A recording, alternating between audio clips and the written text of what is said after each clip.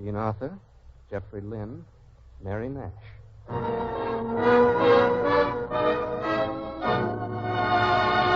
The Gulf Screen Guild Theater.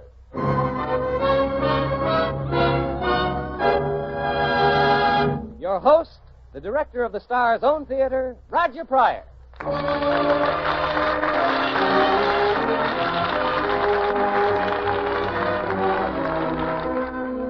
Good evening, everyone. Your neighborhood good Gulf dealer and the Gulf Oil Companies welcome you to the Gulf Screen Guild Theater. Tonight, the Gulf Theater stars Jean Arthur, Jeffrey Lynn, and Mary Nash in Jezebel, one of the most brilliant motion pictures of the past decade.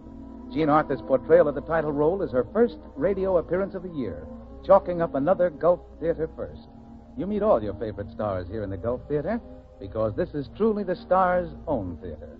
For, as you know, the money that would ordinarily go to the stars who appear here, Gulf gives instead to the Motion Picture Relief Fund to help provide for the members of the motion picture industry who can no longer take care of themselves.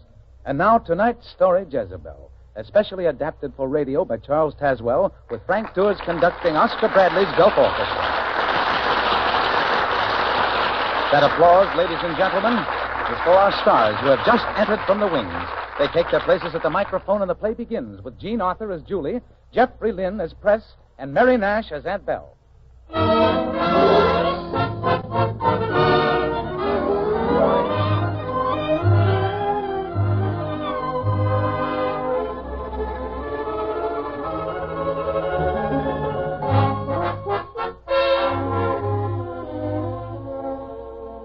This is the story of a red dress. It was worn by my niece, Julie Marston, at the Mardi Gras ball in New Orleans. The year was 1850. I remember that very well, because 51 was the year of the terrible yellow fever epidemic. Julie was engaged to Preston Dillard, president of the Dillard Bank, and the Cats of New Orleans. The story of the red dress really begins on the day Julie and I drove down to the bank, and much against my wishes, Julie sent Tybat, our coachman, to find Press and tell him we were waiting outside. Them is Miss Julie's bare words, Mr. Dillard. I believe you, Tybat, but you'll have to explain to Miss Julie that it's impossible for me to leave the bank right now. But she's waiting right out front in the carriage with her Aunt Belle, Mr. Dillard. Tell her I'm very sorry, but that I'm right in the middle of an important conference. Can you remember that? Yes, sir. Yes, I can remember all right. But you knows what a temper Miss Julie's got.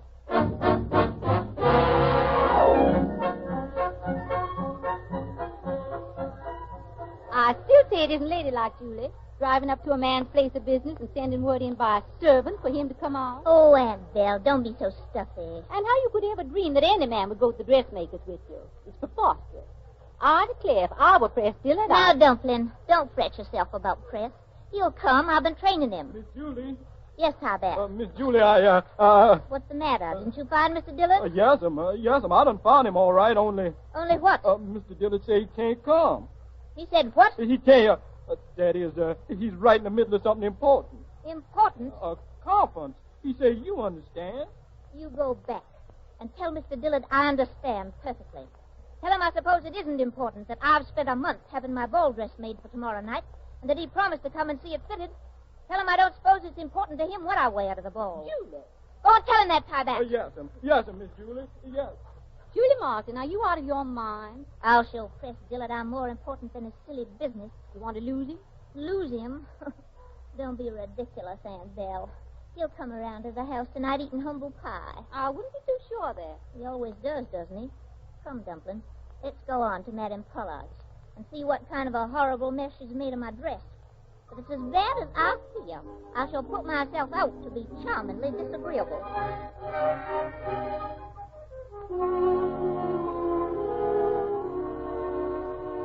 Alors. Oh, ravissant, Mademoiselle Julie. Madame Pollard is right, Julie. It's a perfectly lovely dress. I don't like the neckline. The armholes bind. Oh, but it is a lost word. Sarette from Paris. I don't like it at all. Press will adore it. Press? You know, Press always loves you in white. Yes, so he does. He's mentioned it several times. Just wait till he sees this one. I'm afraid he never will, Aunt Belle. What do you mean? Madame Pollard, fetch me that dress over there. You mean the red one? Oh, no, Mademoiselle. No. If it fits me, I'll take it. Julie, are you out of your senses? You know you can't wear red to the ball. Can't I? I'm going to. This is 1850, Dumpling, not the Dark Ages. Girls don't have to simper around in white just because they're not married. In New Orleans, they do. Oui, mademoiselle, oui. Your aunt is right.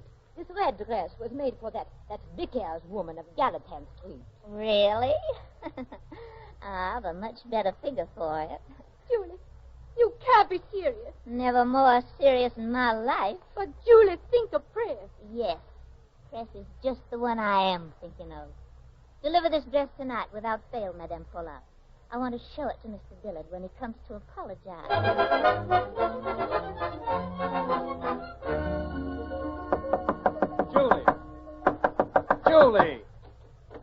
Julie, darling. Why, Press, banging at a lady's bedroom door. I'm scandalized at you. Your aunt said I could come up.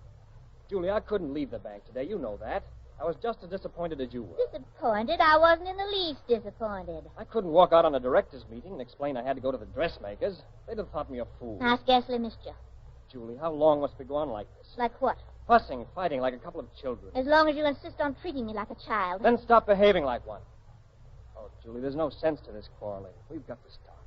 Well, if you're really sorry about this afternoon... Julie. Oh, Julie, darling. Press, you mustn't. Suppose one of the servants... Oh, bother the servants. You love me. I guess I must. I came here to wring your neck and end up like this, holding you in my arms. Darling. Darling, would you like to see my new dress? All right. Just arrived a few minutes ago. Lucky dress to be worn by you to the Proteus ball. Here, look, Press, isn't it saucy? Julie, Don't you think it'll be very becoming? you don't seriously mean you're going to wear that? Certainly. But, Julie, it's red. Gorgeously red. You can't wear that to the ball. Why not? Because an unmarried girl of your position wears white. Red belongs to Gallatin Street. Really? Madame Pollard said she designed this dress for a notorious Gallatin Street personage. Julie, you can't do this. For heaven's sake, be reasonable. Were you reasonable this afternoon? Oh, so that's it. You're just nursing a spite. Well, for once, you're going to do as I say. Am I? I'm calling for you tomorrow night at 10, and you're going to be properly dressed for the ball, in white. Of course, Press, if you say so. Your own good sense will say so. Suppose it doesn't. Then, my sweet, you and I will sit at home with our embroidery.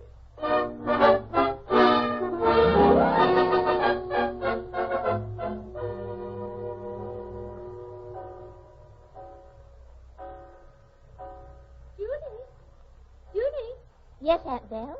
Press is here. Come in. I didn't hear you come down the stairs, Julie. Oh, what's the matter, Aunt Belle? Good evening, Press. Julie, that dress. Pretty, isn't it? Well, it's getting late. Shall we start, Press? I told you we weren't going if you insisted on wearing that red dress. Why must everyone be so proper? There's nothing wrong with this dress. Why don't you just admit you're afraid? Afraid? Afraid of what? Afraid that someone will insult me and you'll find it necessary to defend me. May I help you with your wrap? Julie, I forbid you to leave this house. Oh, come now, Aunt Belle. Julie mustn't miss the ball. Ready, Julie? Yes. My arm, please. Good night, Aunt Belle. Don't wait up for us. We may not be back until morning.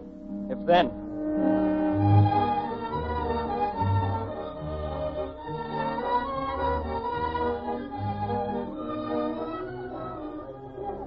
I believe this is our dance, Miss Mary Lee. Why, of course, Mr. Schuyler. I've just been pining. Julie Marsden, wearing red. Like Kitty Hussey from Gallatin Street. Press, I'm very tired. Please, I'd like to go home. But we've only just come. Just ignore her. Color dead. Insolent. Shameless. Insolent. Wearing a dress from Gallatin Street. Press, take me off the floor. I feel like dancing. Leave the floor. Leave the hall. Let her know the Proteus Ball doesn't cater to Gallatin Street. Please. Please, I want to go home. What's the matter with the music? Go on, play. We want to dance. Dance!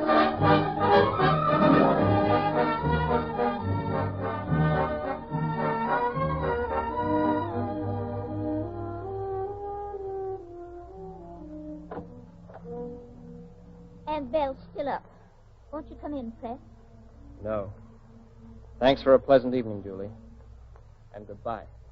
Is that all you've got to say? That's all, Julie. Even if I say I was wrong? You couldn't be wrong, could you? You're Julie Marsden. Do you want me to get down on my knees and ask to be forgiven? It would be interesting, but utterly useless. Evidently, you've made up your mind. No, Julie. You've made up my mind. Well, then goodbye, Chris. Goodbye, Julie.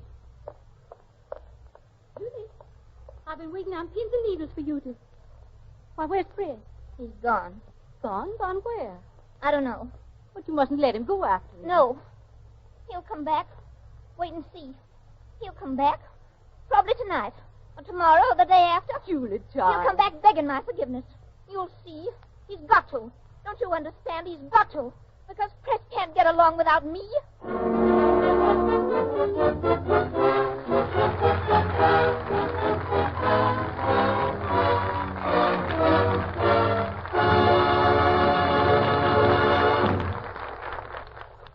And that, ladies and gentlemen, is the first half of tonight's Gulf Theater production, Jezebel.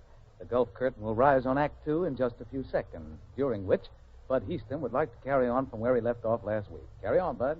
Thanks, Roger. Well, ladies and gentlemen, ever since we explained about Jack Benny and Carmichael last week and told you about that picture of the laughing polar bear on the signs outside your Good Gulf dealers, many of you are probably asking, how about other cold weather precautions besides changing the oil? What else do I do to get the laugh on Old Man Winter? Well, here's the answer.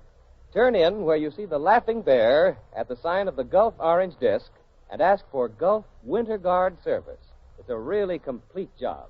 Easy starting Gulf dried motor oil for your crankcase, Gulf antifreeze for your radiator, a permanent type antifreeze that doesn't boil away during the warm spells. Lubrication service with those new Gulf Flex lubricants, as well as winter-grade lubricants for transmission and differential. That's the way to laugh at winter. Get Gulf Winter Guard service.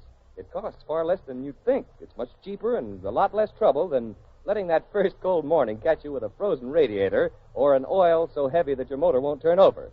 So get Winter Guard service now where you see the laughing white bear at your neighborhood Good Gulf dealers.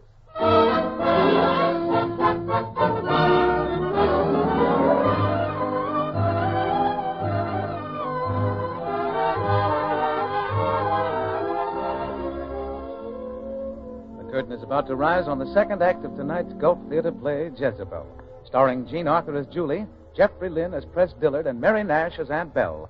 I'll play the part of Buck Cantrell.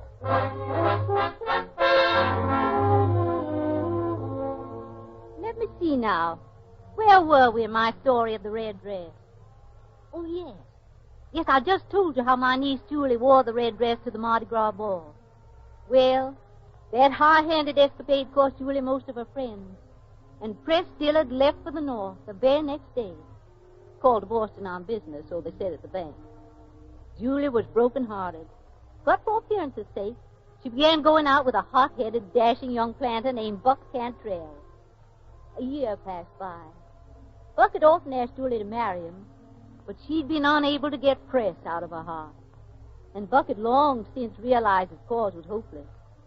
He came in one evening to pay his respects and deliver some dire news. He looked very serious and rather frightened.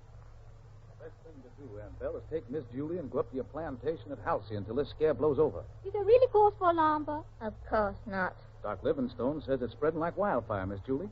Yellow fever or no yellow fever, I'm staying in town. Well, all right, Miss Julie, but if you go to change your mind, you better do it before they put a quarantine around the parish.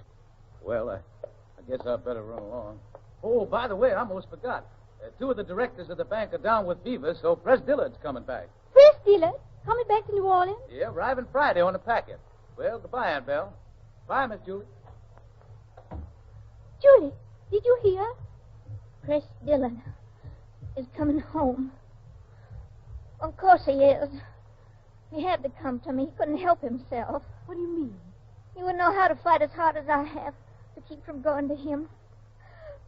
We shall be married. Julie, darling. I'm going to beg his forgiveness. I was vicious and mean and selfish. And I'm going to tell him how I hated myself for being like I was. I'll humble myself before him. There, child.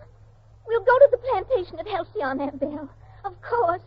Now that Press is coming home, that's the place for our meeting. We'll give a party.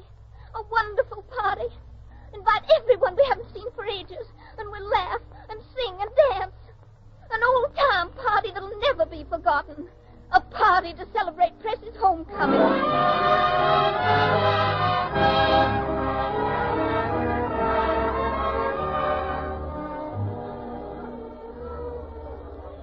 Come on, Buck. Sing. Oh, shoot, my love, my turtle dove. Shucks, Miss Julie. I reckon I sound more like an old crow. Say, coming back to Halcyon Plantation's done you a heap of good. That's the first time I've heard you laugh in a long time.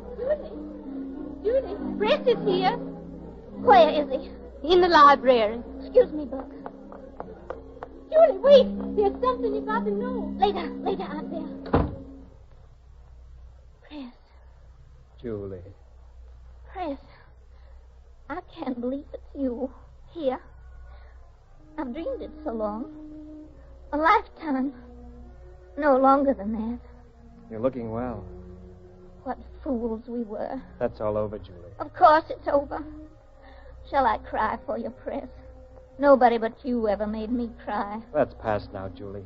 Done. Finished. Oh, I ought to have come to you. I wanted to so terribly. It was because I wanted to so much that I couldn't. But you came back, Press. You had to come back. Julie, please. There's something I've You got had to to tell come you. back here because it's a part of you. It's the mockingbird and the magnolias. It's the blue haze on a spring morning when the air's so soft it presses on you like a kiss. Julie, please listen. While I was up north... Remember how the fever mist smells in the swamps? Rank and rotten. But you trust it because it's part of your Press, just as I'm a part of you. And we'll never let you go again. Julie, you've got to listen Do you to me. remember the time you wanted me to wear white? I put on this white dress tonight for you to help me tell you how humbly I ask you to forgive me. See, Press, I'm kneeling to you. Julie, get up. I want to, Press. I must make you forgive me and love me the way I love you. Julie. Press, darling, do you know it? Oh, I beg your pardon. Come in, Amy. Yes, do come in. I was just arranging the rug. I don't believe I've met you. I'm Julie Marsden. Oh, really? Press has told me so much about you. I'm Amy. Amy Dillard. Dillard? One of your relations from up north, Press? Julie, I've been trying to tell you. I married while I was away. Married? Yes, Julie. Allow me the honor of presenting Amy, my wife.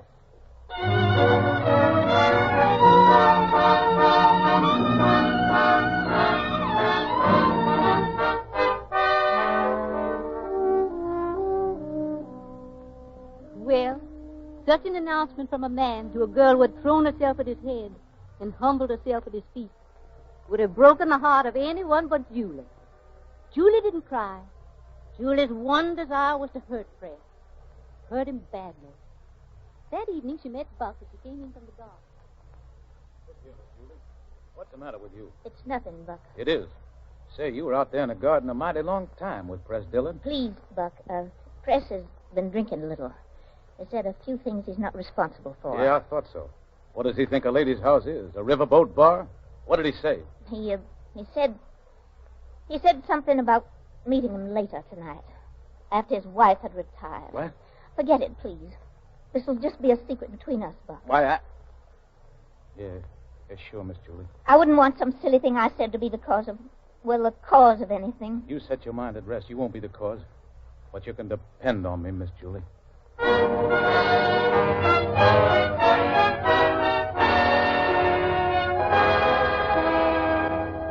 I don't know what you're talking about, Buck. I didn't say anything to Miss Julie. I don't want any explanations, Prez. I'm just telling you to keep away from her. You're pretty stupid, Buck. Can't you see that she's using you? Just how do you mean that? It's as plain as day. Julie's angry with me, so she's been crying on your shoulder and telling you a lot of stuff just to stir up trouble. No man can talk that way about any friend of mine without being invited out. You're a fool, Buck. Don't try to force me into fighting you. Well, what's your answer to that, Mr. Dillard? Steal her pistols. Pistols. Where? The river flats. Time? Tomorrow morning. At 7.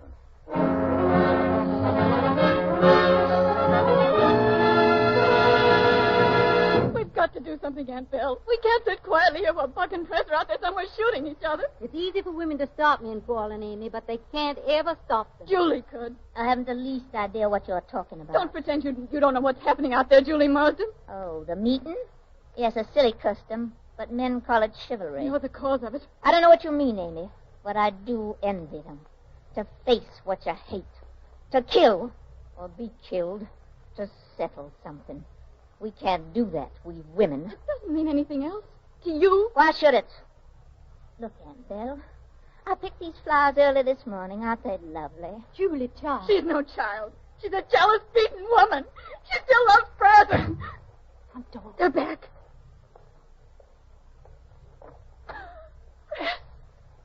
Yes? And Buck? Where's Buck, Press? Buck's dead, Julie. I never saw a man die before. He knew what you'd done. He told me so before he died. Julie, you're a... Come on, Amy. Let's go back to New Orleans. Yes. Yes, Fred. Aunt Please Belle. don't speak to me, Julie, because you're my own kin. And when you talk to me, it's hard for me to do what I have to do. What do you mean? All your life you've done as you please, at any cost to yourself or anyone about you. But last night you went beyond yourself. I'll arrange to turn over my guardianship of your affairs to the bank. All right, if that's the way you feel. Well, why don't you go? Why do you stand there and look at me? What are you thinking? I'm thinking of a woman called Jezebel, who did evil in the sight of God.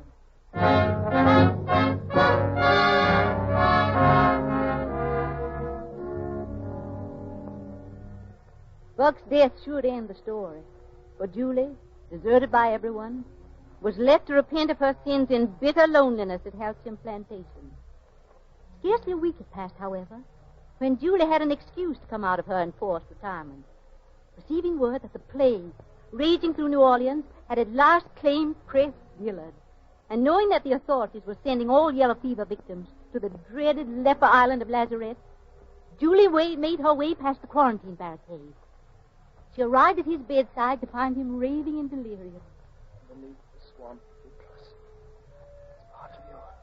My kisses. Ignoring the doctor's warning, Julie bent over him and kissed him. Press. And not like the North.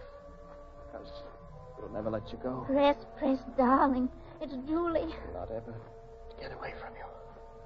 And to always wear white. Because you cried. Press, it's Julie. I've come to take care of you. I might have known you'd come. Yes, Amy. The men are here to take Press to Lazarette Island. I'm going with him. No, Amy. I'm going. I'm Press's wife. I love him. Loving him isn't enough. Amy, do you know the Creole word for fever powder? For food and water? How to talk to a sullen, overworked slave and make him fear and help you? Press's life and yours will hang on words you can't say. And you'll both die. And it must be that way. What right have you to say that? Amy, it's no longer you or I. What do you mean? I'll make him live. Whatever you might do, I'll do more. Because I know how to fight better than you. I'll fight to the death. I'll fight death itself. I'm going. I'm not afraid. No, you're not afraid. I believe you have the courage to save him by giving me the right to go in your place. And what would that mean to you? A chance to prove I can be brave and strong and unselfish. Help me, Amy. Let me make myself clean again. Julie, there's something I've got to know. Does Press still love you? The men are coming up the stairs to take him away. Amy, let me go with Press. Does Press still love you? What does it matter who Press loves? It's his life that matters. Tell me. No! If there was any love in his heart for me, I'd have taken him from you. I tried and failed. Because he loves only you. That's the truth, Amy. Do you believe me? Yes. I think I do. And I'm grateful to you for telling me, in your own way, what I had to know. Open the door for the men. But you haven't said. Amy, tell me. You've earned whatever right was mine. God protect you and Press. Go with him, Julie. Thank you. Thank you. Morning, ma'am. You have a patient here bound for Lazarette Island? There's a patient and nurse. I'm going with him. Better change your mind, ma'am. Yellow Jack will get you. That's where you're wrong, mister. Yellow Jack doesn't know what he's up against till he meets me. You just keep your boat running regular. My patient has a round-trip ticket, and we're both coming back. Thank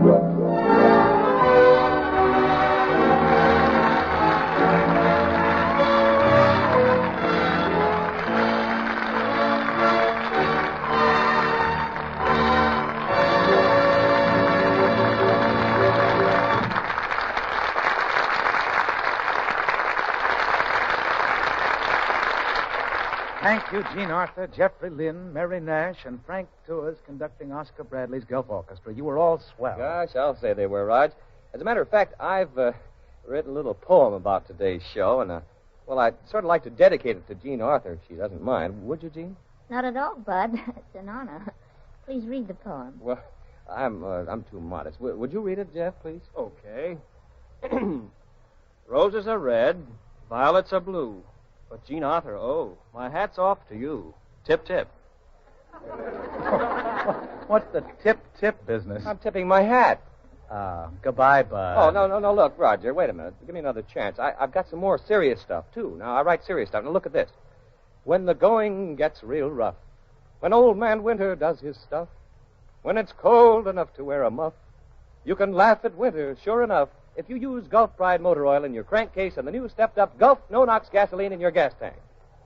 And that, ladies and gentlemen, is more truth than poetry, because this coming winter, you can really do a job of making your automobile start more easily if you use Gulf Pride motor oil and Gulf No-Nox gasoline. Because the new stepped-up Gulf No-Nox is not only higher in anti-knock value, and therefore smoother running in your automobile, but No-Nox is also quick starting even in the coldest weather. With easy-flowing winter-grade Gulf Pride motor oil and stepped-up Gulf No-Nox, you can laugh at winter, just like the laughing white polar bear on the sign outside your local Gulf dealers. So don't delay. Go right away. Get ready for winter the Gulf way with an oil change to Gulf Pride and a tank full of that stepped-up Gulf No-Nox gasoline.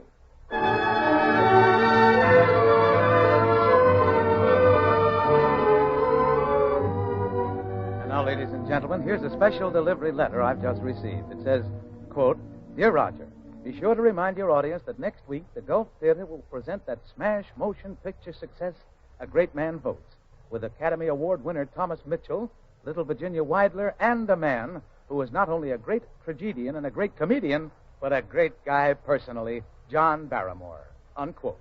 Gee, that's a fine letter, Roger. Who's it from? John Barrymore. And so, ladies and gentlemen, no matter how you intend voting on November 5th, be sure to listen to the Gulf Theater next Sunday and let John Barrymore, Thomas Mitchell, and Virginia Wyler show you how a great man votes.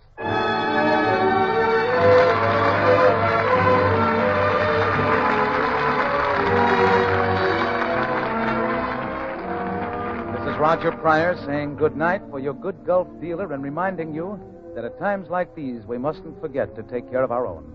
You can do that quickly, surely, and easily by giving to your local community chest. Help the mobilization for human needs. Give to your community chest now. Thank you. And good night, everyone.